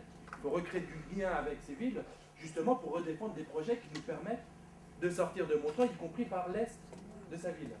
Ça ne va pas être simple, mais, y compris avec des maires de couleurs différentes, mais il faut recréer ce lien, parce que c'est comme ça qu'on obtiendra les moyens de pression nécessaires. Et les autres projets, les maires se sont mis d'accord entre eux, ils ont défendu leur territoire. Et si on prend un territoire comme telle commune, qui là où les travaux sont en marche, où il y a beaucoup de choses qui se font, c'est que pleine commune, par contre, correspond bien à un bassin d'activité, et c'est pas une intercommunalité qui s'est construite comme ça pour faire du grand, du beau, du formidable, mais qui s'appuie sur rien. Donc ça, c'est le premier point. Sur le T1, il va falloir bien relancer la discussion et de savoir comment on auditionne la population et comment on réussit à avoir une audition réellement populaire au bout du compte. Parce que c'est ça qui débloquera la situation. C'est pas perdu, le Conseil général met l'argent nécessaire aux études et instituts et ça se compte en millions d'euros. Mais le problème, c'est qu'il faut bien dépasser ces contraintes. Donc surtout pas de se fixer un point de blocage inutile sur Noisy-le-Sec et trouver éventuellement des alternatives nécessaires et surtout que des alternatives sont possibles, y compris de dévier un peu le trajet, puisque de toute façon, il y aura rupture de charge. Le tramway qui circule de Saint-Denis vers Bobigny ne peut pas arriver sur le haut de Montreuil avec le matériel existant parce qu'il y a un dénivelé trop important, donc il y aura un nouveau matériel qui sera mis à disposition à partir de Bobigny. Il y aura rupture de charge où les gens, quand ils arriveront à Bobigny, devront descendre du tramway pour monter d'un autre tramway. C'est simplement matériel et technique. Donc on peut imaginer cette rupture de charge, au lieu de la faire à tel endroit, de la faire à un autre endroit, justement pour permettre aux gens de remonter sur le tramway en direction de Montreuil. Donc même si c'est dévié un peu sur l'ouest et d'arriver Bobigny-la-Folie, par exemple avec le T1, ça ne serait pas totalement idiot, puisque ce n'est pas le même matériel de toute façon qui va faire toute la ligne. Qui plus est, même s'il n'y avait pas cette question de montée, un tramway ne peut pas faire une distance trop longue. C'est une question de régulation des allers-retours. Donc forcément, il faut profiter de cette rupture de charge qu'il faut faire à Bobigny pour proposer une solution alternative si ça bloque jusqu'au bout à Noisy-le-Sec, pour dire, ben voilà, on passe un peu plus par Romainville et on descend directement sur Bobigny. Ça serait une possibilité. Je pense qu'il faut qu'on ait cette réflexion collective, justement pour ceux qui vont être interrogés sur l'enquête publique, de dire, il y a cette possibilité-là, qui plus est, en plus, on pourrait trouver des alliés, même si Corinne Valls, c'est pareil, c'est encore une personnalité, elle peut être intéressée pour desservir sa ville. Donc on peut aussi, pour le coup, dans le cadre où il faudrait trouver une alternative, en faire une alliée, puisque sur son territoire, ça lui permettrait aussi d'avoir de meilleures dessertes. Je crois que là aussi, c'est important de pouvoir travailler dans ce sens-là. Après, les autres difficultés sur la tarification, un de mes engagements de campagne, je n'ai pas peur, je le dis, c'était de faire rebaisser la carte Amitis. On en est encore loin. Elle est à 42 €. Elle est à 42 €, elle a même encore augmenté. Et on découvre des trucs complètement stupéfaits parce qu'il faut qu'on réussisse à discuter correctement avec le STI sur cette question. Comment ils fixent le tarif, la carte Amitis au départ en général? Il faut une statistique de comment les personnes qui ont la carte Amitis l'utilisent. Alors s'ils l'utilisent plus que la moyenne, ils augmentent les tarifs. S'ils l'utilisent moins, ils baissent le tarif. C'est n'importe quoi. C'est quand même M. Barthelon. D'abord, on ne sait pas trop comment ils font ces calculs, bizarrement, parce que c'est pas que un problème au Conseil général. Il y a un problème au Conseil général qui a baissé la subvention, mais il y a un problème aussi que la carte Amitis augmente chaque année de 10, 15, 20%. Donc on ne peut pas non plus demander aux collectivités locales de compenser en permanence ces augmentations qui sont complètement démensuelles de la carte Amitis. Il y a les deux qu'il faut tenir, parce que sinon on oublie une partie du débat, quoi. On oublie une partie des choses qu'il faut pouvoir reconquérir. Donc là c'est important, et après il faut aussi qu'on s'intéresse de près à l'évolution de la tarification, zone commune ou pas zone commune pour toute l'Île-de-France, parce qu'il ne faudrait pas qu'on nous fasse une zone commune avec un tarif vachement plus cher. C'est un des risques aujourd'hui dans les calculs, parce qu'il faudrait qu'on reste quand même plus près du coupon Navigo des deux zones aujourd'hui que de se retrouver plus entre la zone 3 et 4 quoi, au bout du compte, parce que là ça ferait payer plus cher certes ceux qui sont de l'agglomération parisienne, mais ça baisserait pas forcément le prix de beaucoup pour les autres, quoi. Donc là aussi il faut trouver les bons équilibres pour qu'il y ait un tarif unique en Ile-de-France qui puisse permettre justement de faire ça. Après, sur le dernier point, moi je pense que on a parlé beaucoup des projets lourds, mais tout ça c'est des projets à assez long terme. Et il y a un vrai problème qu'il faut aborder aujourd'hui, c'est aussi les projets un peu plus légers. Parce que je suis désolé, mais pour améliorer des bus ou pour améliorer des dessertes ou augmenter des fréquences ou voire éventuellement modifier des lignes de bus, eh ben ça ne demande pas des milliards là pour le coup, parce que tout à l'heure à demi-milliard c'était pas grand chose, mais rajouter 3 dessertes le soir et 3 dessertes plutôt le matin, ça ne coûte pas non plus des milliards, surtout que ça correspondra à des besoins, parce que quand les bus sont totalement saturés, dès qu'ils partent de leur terminus ou de la mairie de Montreuil, c'est plus supportable pour les gens non plus, quoi. Parce qu'on ne peut pas non plus nous faire rêver sur des projets 2015-2028 si on ne parle pas non plus des milliards aujourd'hui et du combat qu'il faut pour éventuellement avoir de nouvelles bus, ainsi de suite, Et là, Est Ensemble est complètement à côté de la plaque parce qu'on a mis en l'air les tacos en disant c'est Est Ensemble qui va s'en occuper. On a quasiment plus de tacos sur la ville. Sauf qu'on n'est pas en train de mettre en place un autre dispositif qui serait plus pertinent, quoi. Je sais que dans d'autres villes, Villemont par exemple, qui est une ville de droite, il y a un petit bus, un minibus de 9 places qui fait une boucle régulière. Voilà, regardons ce qui se passe dans les autres villes et imaginons ce qu'on pourrait mettre aussi en place avec des transports qui ne sont pas des bus avec double ventouse, mais qui permettent aux personnes en situation difficile, en situation de handicap, je précise toujours, de pouvoir aussi se déplacer sans avoir à prendre le taxi ou sans avoir à prendre le métro. Je propose juste qu'on prenne encore des questions avant de répondre. Oui. Allez-y, madame. Je pensais être hors sujet en faisant cette proposition qui rejoint celle de monsieur. C'est-à-dire que, en effet, bon, personnellement, je n'ai pas le problème puisque je suis côté Paris, enfin je suis du côté de Robespierre, mais c'est vrai que pour les gens de Montreuil, il n'y a pas de lien donc avec le Haut-Montreuil. Et pourquoi ne pas, je vais employer un terme un peu peut-être violent, détourner la ligne 57 qui pourrait prolonger jusqu'en haut de Montreuil. Enfin, je donne un exemple comme ça. Et en effet, pour en revenir aux navettes, dans le 20e, il y a des navettes qui font un grand circuit d'ailleurs, intéressant, qui vont dans les petites rues où il n'y a pas de bus, de moyens. Et c'est vrai qu'elles sont très pratiques, ces navettes. Donc, et je ne pense pas que ce soit un investissement énorme. Dernière question, puis on va essayer de répondre aux 5 questions. Oui, une question technique simplement. Pour le prolongement de la ligne 9, je voudrais savoir, on dit qu'il y a déjà les lignes qui sont préparées. Alors, quelle est la réalité de cela? Est-ce que ce sont simplement des lignes de garage ou qu'il y a des lignes de réparation? Et alors, question aussi, il y aurait eu une opposition, alors je voudrais savoir du côté de la municipalité qu'il y avait eu un conflit concernant justement cette partie de ligne qui servait de réparation, que l'on ne voulait pas faire quitter Montreuil, ce lieu de réparation de Montreuil, etc. Bon, je n'ai pas compris ce qui m'a été dit, je voudrais avoir un éclaircissement. Le deuxième élément, c'est certain que le prolongement des lignes est nécessaire, ne serait-ce que peut-être pour faire baisser le prix de l'immobilier, parce qu'on sait très bien que beaucoup de gens renoncent à s'installer dans le Haut-Montreuil à cause principalement du manque de métro. Quand il a fait très froid au mois d'octobre, à 11h30 du soir, c'est pas la même chose de prendre le métro jusqu'à l'hôpital que de sortir à Mairie de Montreuil et d'attendre un bus qui vous mène là. Je vous propose qu'on passe aux réponses et ensuite je vais... Une simple question d'intéressant. À partir de la mairie de Montreuil, le barrage remonte sur 7 chemins ou plus haut? 7 chemins. Non, François Mitterrand.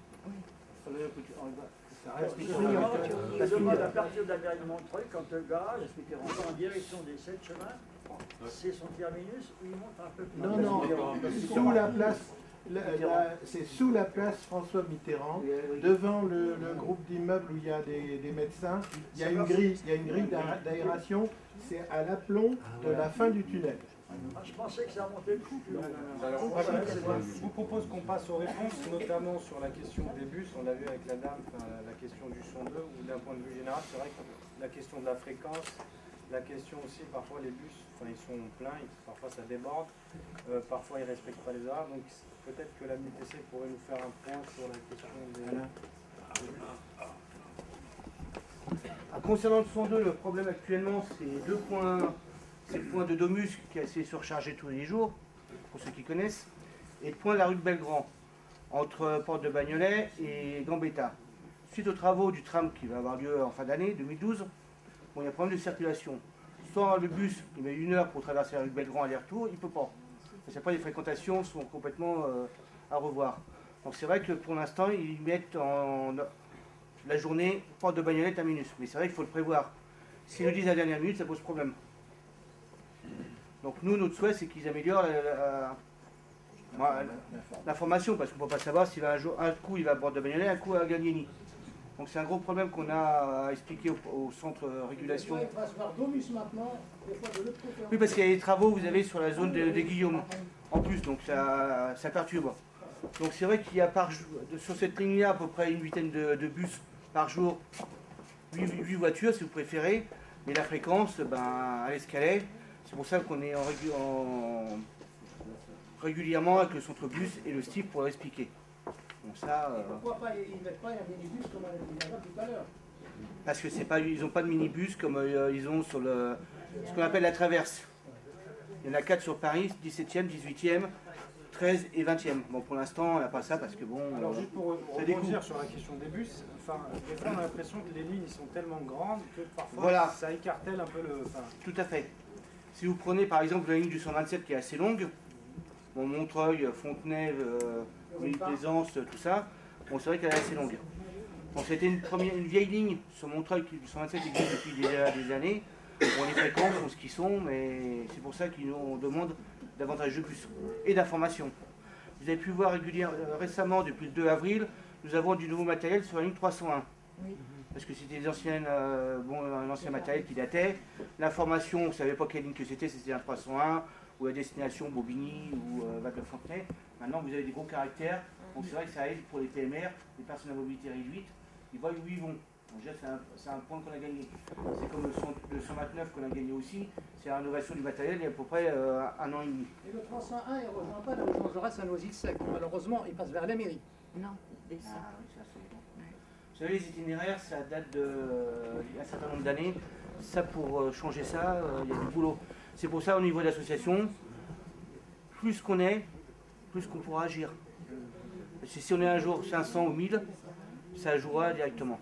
parce qu'il y a vraiment une question de fond, c'est qu'on a tendance à regarder à long terme, alors Ah, qu'à bah, c'est ça. court terme, on pourrait répondre notamment dans l'immédiat. Voilà. Alors, ce croissant nous a répondu, oui, mais dans quelques années, vous allez avoir le M11, la ligne 11. Oui, mais entre-temps, ben, on ne l'a pas. Tant que le trou n'est pas fait, comme on dit, bon, qu'est-ce qu'on attend? Donc on est en relation avec le STIF, le conseiller régional, bon, on essaie de faire bouger, c'est pas évident, c'est pour ça qu'on a besoin de votre soutien aussi.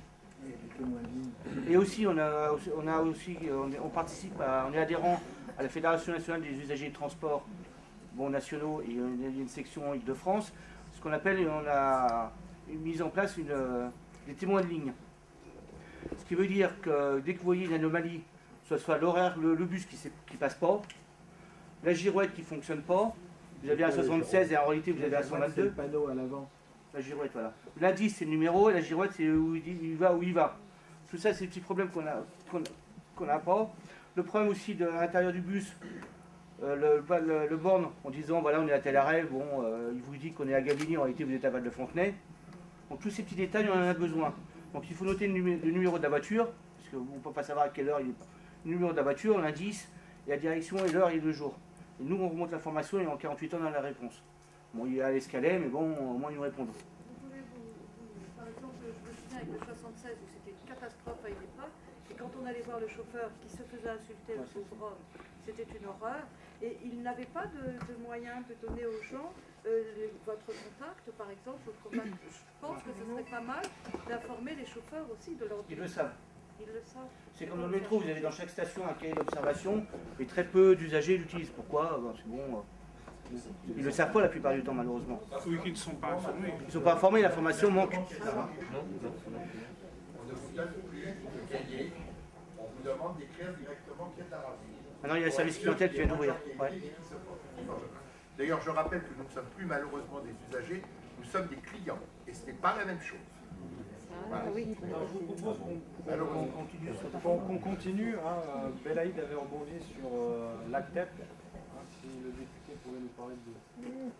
Écoutez, donc, je serai très bref sur la CAP, c'était l'association des collectivités de l'Est parisien que nous avions montée avec le maire de Vincennes, avec le député maire, donc centriste, le député maire du PRE UMP, et avec le député maire de Noisy-le-Grand, PS et moi. Donc vous voyez, pluralisme. Et c'est de là qu'on est arrivé à 15 ou 16 collectivités. Puis il est arrivé ce qui est arrivé en 2008 et immédiatement donc l'ACTEP a été fusillé ou plus exactement Montreuil qui était le navire amiral s'en est détaché et Montreuil a été accepté dans l'autre intercollégialité à condition de ne rien demander. Alors, quand vous ne demandez rien, c'est formidable, vous êtes tout de suite servi. Et résultat, Montreuil ne pèse pas dans Reste Ensemble, n'a aucun poste de responsabilité important et objectivement, si on veut une communauté de projet, il faut travailler avec les voisins, mais on a des choses en commun. C'est-à-dire, les voisins, c'est quoi? C'est Saint-Mandé, Vincennes, Fontenay, Rogny, etc. Donc ça a été abandonné et nous sommes dans cette situation où, à mon avis, pour l'avenir de la ville, il ne faudra pas rester. Et victime collatérale de ces choix hasardeux qui ont été faits, c'est le lycée international, qui certes va subsister, mais pas du tout avec l'ambition d'origine. Bon, l'Office franco-allemand de la jeunesse à Montreuil a été liquidé, et avec l'Office franco-allemand de la jeunesse, c'est une vision de l'enseignement de l'allemand. Et le lycée international devait être la figure de proue irriguant nos 28 lycées de la zone et les presque 50 collèges du point de vue linguistique. Et ce sont les élus à l'époque qui avaient choisi les langues, évidemment l'anglais et l'espagnol, l'allemand, le chinois, le coréen, l'arabe, l'italien. La moitié des langues ont été abandonnées parce que bon, nous pesions très fort là-dedans. C'est nous-mêmes qui étions allés démarcher les ambassadeurs à l'époque et nous étions allés voir, après avoir fait toutes ces démarches, un ministre de l'Éducation nationale qui s'appelait François Fillon et qui a immédiatement soutenu notre projet, il faut le dire. Et tout ça a été abandonné. Donc nous allons avoir un lycée international qui devait être fait avec un internat. Pourquoi l'internat? Pour que nos gamins qui ne sont pas dans des familles aisées puissent être accueillis et travailler. Quand vous êtes dans un 2 pièces où il y a 5 personnes, c'est pas vrai que les gamins peuvent travailler. Impossible. Et donc ça a été abandonné. Et donc il va rester un lycée international qui sera implanté à Noisy-le-Grand, mais un lycée petit bras, dont Montreuil, je parle là de notre paroisse, si j'ose dire, ne bénéficiera pas du tout. C'est comme ça. Alors on avait parlé aussi d'évolution des tarifications dans la nuit. Donc si Frédéric ou Georges plutôt, oui. On va laisser passer Georges. Oui, Georges. Allez, Georges. La tarification à unique qui va avoir lieu bientôt. Bon. Si, je peux parler, parce que les taureaux. Oui, bah, sur la tarification. Devant les gens, peut-être qu'ils ne nous verront pas. Merci beaucoup. Si tu veux devenir une vedette du show. Il se fait désirer. Hein. Oui, bah, sur la tarification, c'est effectivement un des objectifs importants, une des raisons d'être de la MTC, d'obtenir qu'on unifie les zones. Là-dessus, il y a eu des discussions suite aux dernières élections régionales. Et normalement, les choses doivent évoluer, mais ce n'est pas encore réglé. Et on s'oriente quand même vers une unification des zones, mais à quel tarif, hein? C'est ce que disait Jean-Pierre Barre. Il n'y a pas grand-chose, on n'a pas grand-chose d'autre. Nous avons rencontré Pierre Cerne, qui est le vice-président du conseil régional et vice-président du syndicat des transports, donc qui a évidemment un rôle important dans ce dossier. Et donc nous avons défendu l'idée de l'unification des zones et nous avons aussi insisté pour que, compte tenu de la difficulté, parce que ça risque de s'étaler sur 2-3 ans, donc il y a un risque que finalement on unifie, mais c'est-à-dire que les gens du Bas-Montreuil payent aussi cher que les gens du Haut-Montreuil.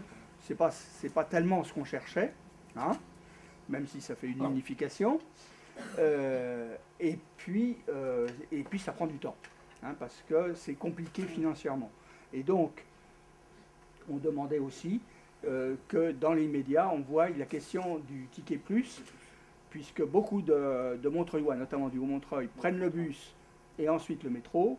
Et là, avec le ticket plus, ils sont obligés de prendre 2 tickets ce qui n'est pas normal, parce que s'il le faisait en bus, il ne serait pas obligé. Donc, mais là, nous n'avons pas eu gain de cause, parce qu'on nous renvoie un petit peu à l'unification des zones. Donc on nous dit ça attendra. Il y a les dézonages week-end. Voilà, dézonage. Alors, dans l'immédiat, ce qui va se faire vite, normalement au 1er juillet, c'est le dézonage le week-end, c'est-à-dire qu'avec n'importe quel passe Navigo, on pourra faire toute la région. C'est utile, mais c'est pas vital. Et puis également une amélioration qui est un petit peu du genre Ticket Plus, c'est les trajets complémentaires. C'est-à-dire si vous avez par exemple une carte qui va jusqu'à Val-de-Fontenay et que vous voulez aller plus loin, aujourd'hui, en gros, on ne tient pas compte de votre carte. Il faut reprendre un ticket complet.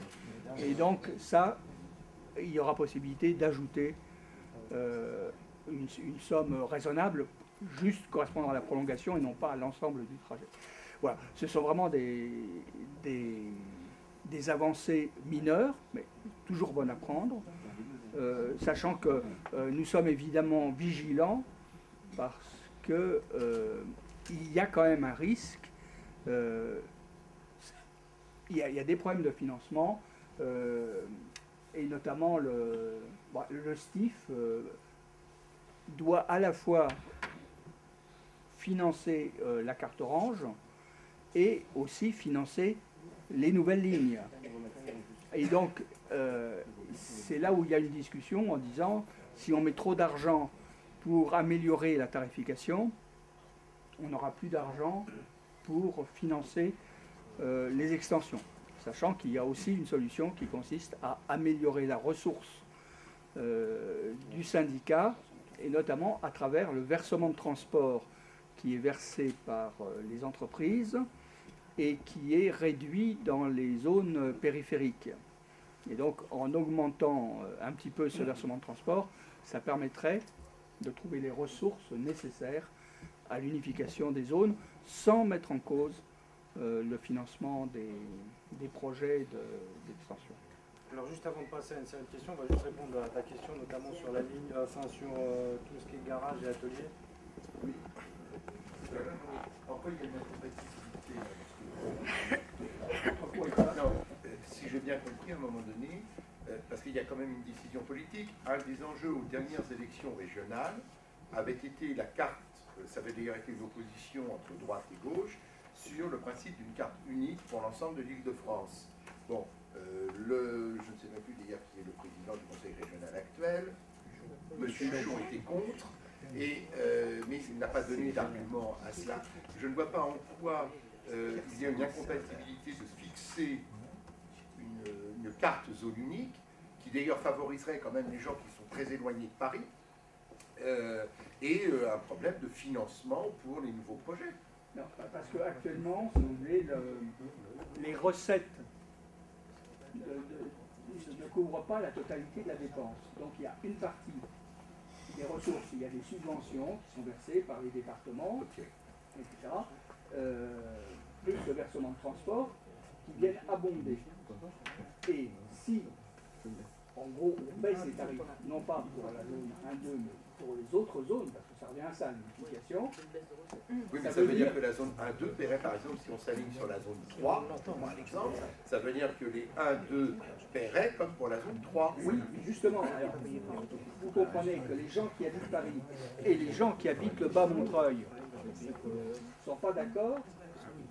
Ce sont ceux, attendez, c'est quand même ceux qui sont le plus privilégiés, parce que c'est eux qui sont les plus gros consommateurs de transport en commun, et c'est eux qui payent le moins. On est d'accord, mais en cela, c'est vrai qu'aujourd'hui il y a une injustice, c'est ce qu'on appelait la triple peine, puisque les gens qui sont les moins bien servis payent le plus, donc on est d'accord. Mais la proposition qui est faite, ce n'est pas de faire payer plus ceux qui sont mieux servis, mais de faire payer moins ceux qui sont mal servis. Hein, parce que les transports pèsent quand même lourd dans les budgets des familles. Et si on fait payer moins ceux qui sont mal servis, qui sont très nombreux, ça représente au moins la moitié des budgets, ça va faire rentrer moins d'argent dans les caisses. Et c'est ça que... Mais si l'autre moitié paye plus, je veux dire, non, mais justement, quand vous expliquez, c'est que les autres...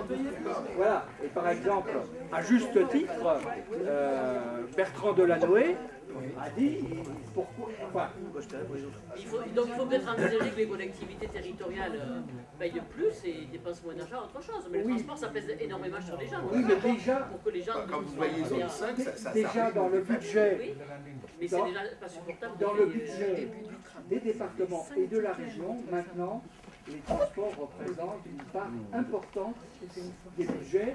Et en plus, bon, alors, ça renvoie à d'autres questions, hein, des ressources des collectivités locales qui ont de nombreuses missions et qui aujourd'hui sont prises à la gorge. Donc, c'est très difficile de demander aux collectivités de mettre au bout. Non, mais on pourrait demander que ce soit les entreprises de la zone 1, 2 qui payent un surplus. C'est elles qui bénéficient depuis des années. Excusez-moi, s'il vous plaît, on va essayer de faire une deuxième série pour que tout le monde puisse participer. Voilà, le monsieur. On va juste passer à une deuxième série de questions. Allez-y, monsieur. Oui, je posais la question suivante. Quelle est la volonté politique de l'AMITEC pour régler le problème des zones désertes? Parce que monsieur le député Diallo, c'est une volonté politique. Et vous venez de nous faire comprendre à travers votre intervenant que l'AMITEC est la politique. On n'entend rien. Plus fort. Oui, moi c'était une réflexion quand même par rapport à ce que les bagarres des usagers peuvent apporter. Il faut savoir qu'au début du tramway, pour aller à Saint-Denis, c'était 5 tickets. Montreuil-Saint-Denis, c'était 5 tickets. Maintenant, avec un ticket, on va de Montreuil à Saint-Denis. On prend le bus, on prend le tram avec le même ticket. Donc c'est très utile de toutes les batailles qui ont pu être menées et toutes celles qui sont encore à mener. Oui, rapidement. Nordine Ramani, je suis secrétaire du comité des citoyens montreuillois. Nordine Ramani, je suis secrétaire du comité des citoyens montreuillois. Donc merci à la MUTC d'avoir répondu présent à l'invitation du comité des citoyens. Rapidement, bon, une seule chose est sûre aujourd'hui, et on le sait, c'est que si on veut développer et promouvoir les transports à Montreuil, il faut se battre, et que le comité des citoyens entend bien continuer en ce sens avec les Montreuillois et avec les autres forces, que ce soit associatives ou politiques, pour mener ces combats. J'ai une question à poser par rapport au tramway T1, et je me pose la question parce que j'ai pas encore eu la réponse, de savoir si le tramway, le passage du tramway, donc on sait qu'il va passer à la place de l'autoroute. Et donc ce qui est prévu, c'est la fin de l'autoroute, de la sortie au Ruffin. Donc ça implique de nouveaux centres de circulation peut-être sur la ville. Et donc comment on peut y réfléchir dès maintenant et permettre... On propose encore 2 questions. Alors j'avais pas posé ma question, je suis désolée. C'était pour savoir si vous saviez quand l'ascenseur à la mairie va entrer en service. Les deux ascenseurs. Il y a les deux. Merci de nous poser la question. C'est l'Arlésienne. Poser la question, c'est repoussé. Jamais, madame. Il n'a jamais fonctionné. Ils sont neufs, mais ils ne marchent pas. 22 mois. David, une question, non? Aucune question. Alors je vous propose qu'on réponde à la question du monsieur qui parlait. Alors, la MUTC. Alors la question du monsieur c'était. Quelle est la volonté politique de l'AMITEC par rapport pour régler le problème des zones désertes? Et parce que vous nous avez, d'après votre intervention, j'ai bien compris que vous êtes apolitique. Et monsieur le député signalait qu'il faut régler ce problème de zone déserte pour une volonté politique. Oui. Nous, la MUTC, comme on l'a rappelé, on est politiquement pluriel. Hein, donc, on ne fait pas de politique. Par contre, de ce fait, on n'a aucun pouvoir. Nous n'avons pas de pouvoir. On n'a pas le pouvoir de dire à la RATP, il faut faire ci. On n'a pas le pouvoir de dire à la région ou au STIF, il faut faire ça. On n'a pas le pouvoir. Par contre, on est ce qu'on appelle un groupe de pression, un groupe de lobbying. Et ça marche. Ça marche. Mais il faut faire remonter les informations. Nous, on n'est pas, on va pas dire, on va pas partir tout seul dans le désert en dire il faut faire comme si. Il faut que ça vienne de la part des populations de Montreuil et puis des communes environnantes. Aujourd'hui, on est très impliqué avec les communes environnantes comme Fontenay, Rosny-sous-Bois, les Lilas, Noisy-le-Sec aussi. Bon, voilà. Mais on n'a aucun pouvoir, nous. Simplement, on a la possibilité de faire remonter les informations et d'être un groupe de pression. Et surtout, enfin oui, je voudrais juste rebondir. Si j'ai bien compris, c'est votre pouvoir, c'est l'action populaire. Voilà, en quelque sorte. Et ça passe aussi, enfin je relance les adhésions, ça permet de, enfin il y a déjà une adhésion, si on pouvait encore faire que parce que ça passe aussi comme ça, enfin l'action, moi je pense que la MUTC à l'avenir ça sera un levier important pour notre ville et je pense qu'il faut la renforcer. Alors je vais vous dire, on a un modèle extraordinaire. Il y a déjà eu le modèle de la ligne 11, la mobilisation de la ligne 11. Et la ligne 11 c'était les politiques aussi diverses qu'ils étaient, mais les communes qui ont lancé ça.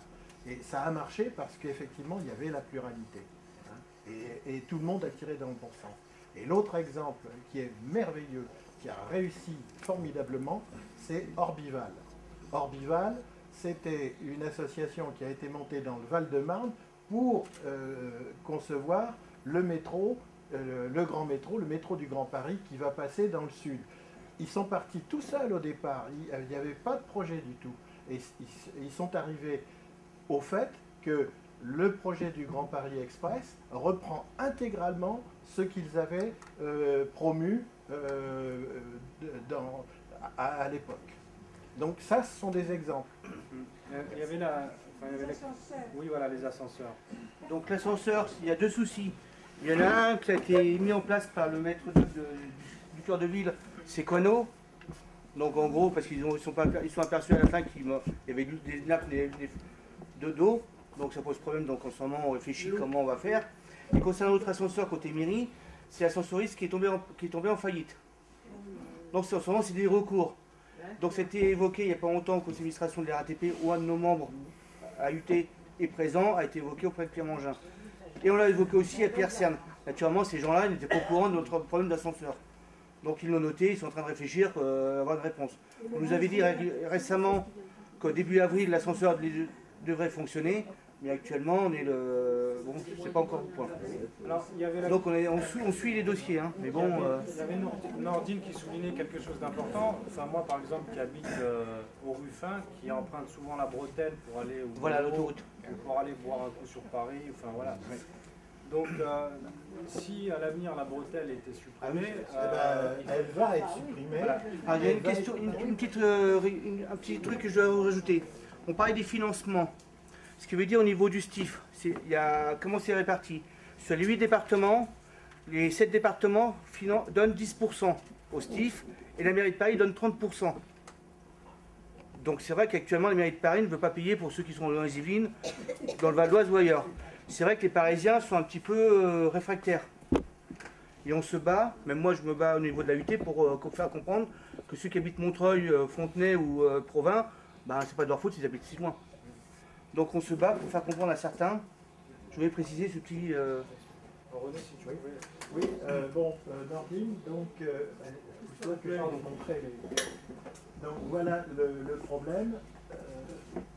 Actuellement, il y a le projet donc, de fermeture complète de l'autoroute. Et aux dernières nouvelles, il y a des bruits qui courent comme quoi on profiterait des vacances de cette année, entre juin et juillet, pour fermer définitivement l'autoroute.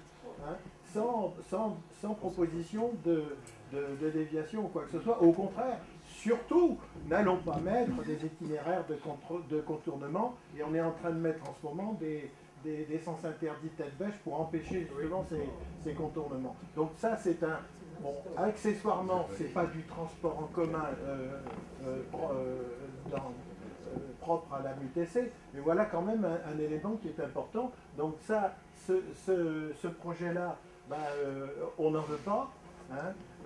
On veut bien, par exemple, ce projet-là où il y aura l'avenue, le boulevard urbain avec le tramway au milieu, oui, voilà. Mais on voudrait conserver l'évacuation, la possibilité de sortir. Parce que sinon, regardez la complexité du trajet pour pouvoir et sortir de l'autoroute et y revenir. Donc, et revenir dans nos quartiers. Parce que là, les deux branches, elles n'existent pas. Hein, et elles n'existeront pas. Comment va-t-on faire? Là, c'est plus du tout à fait du ressort de la MUTC, c'est un autre problème. Mais il faut le suivre et il y aura peut-être quelque chose à faire, trouver une association qui veuille se préoccuper du surtout sujet. qu'il y a quand même une zone dense d'habitation qui utilise souvent la voiture pour aller travailler sur Paris ou à l'ouest. Donc ce que je vous propose, c'est que nous... Je n'ai pas répondu à Philippe. Ah, pardon. Philippe, pour la ligne 9, le terminus, la fin du tunnel actuellement, des zones de garage, c'est place François Mitterrand. Hein, c'est là, point. Hein, comme je l'ai expliqué, il y a une grille d'aération qui est devant les immeubles, ça correspond exactement à l'aplan du mur de cabinet des médecins. Bon, de cabinet des médecins. Bon. Il y a eu effectivement à une époque un projet pour continuer la ligne 9 vers les murs à pêche. Parce qu'il y avait effectivement une discussion entre la mairie et la RATP pour l'implantation d'un dépôt de matériel dans la partie des murs à pêche. Hein, le dépôt de Boulogne devant être fermé ou réutilisé, la RATP avait besoin de terrain de faire un nouveau dépôt. Cette solution est complètement écartée maintenant, donc maintenant on peut effectivement envisager de faire monter la ligne 9 vers l'hôpital. Alors ce que je vous propose, s'il y a encore quelques questions, on va en prendre encore quelques-unes. S'il n'y en a pas, je vous propose une conclusion. Tout d'abord, je souhaiterais vous remercier d'être venu. Je souhaite aussi remercier la MUTC qui a répondu à l'invitation du comité. Merci. Alors juste pour vous dire, concernant la MUTC, l'ensemble des documents qu'on a pu voir, on a mis une pochette à votre disposition. Je crois qu'il y a aussi un blog. Peut-être que la MUTC dira un mot. Concernant, on va mettre en place, par rapport à la série de questions qu'on a eues, on va mettre en place un relevé de questions et de réponses. Alors, si vous voulez nous communiquer vos adresses pour qu'on puisse aussi vous transmettre le relevé de conclusion de cette soirée. En tout cas, voilà, je voudrais juste terminer par la question de l'aménagement. Alors, on nous a souvent présenté la question de l'aménagement comme... un peu plus fort, Farouk. Oui. Alors, on nous a souvent présenté la question de l'aménagement comme un petit 1, petit 2. Moi, je pense que l'aménagement, c'est grand 1 et une addition, parce que dans l'aménagement, on retrouve transport, activité économique, services publics, logement. Et je crois que la question, c'est une addition, la question de l'aménagement. Donc, en tout cas, ce qu'on aura appris aujourd'hui, c'est qu'il faut, il faut renforcer la MUTC. Ça, c'est un point primordial. Et surtout, créer les connexions aussi avec d'autres villes. Parce que les soucis d'autres villes, ça peut aussi, à un moment donné, faire qu'on s'additionne et qu'on puisse répondre à la question du maillage d'un point de vue global. Donc voilà, merci à tous et puis à très bientôt. Merci.